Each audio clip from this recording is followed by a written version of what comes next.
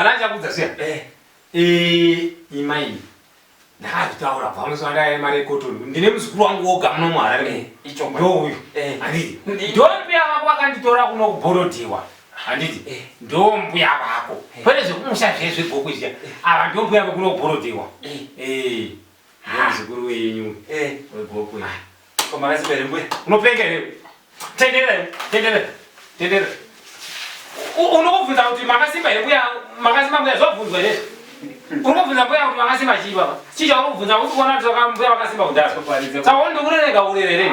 Chokwadi sekuru aiwa mune zvinhu zvese kuti. Saka unoita asoro kumbovakaisa. Saka ndaifana kuti kudikwa kasekuru. Unotoona wega kuti mbuya makasimba. Wafana kuudza mbuya makasimba zvenyu hapana mbuya kuvhunza. Naibata pane mbuya kuvhunza kuti munhu akasimba here. Ita zvakunotitorera tiwo timwe. Unoiziva here tiye. Aiwa mbuya makasimba.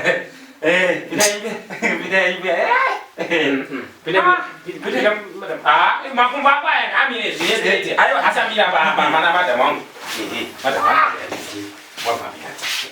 Asi muntu umunhu akakasimba iwe uchizviona kuti live and direct kuti people is ugly already. Unogona nini iwe? Aiwa sekuru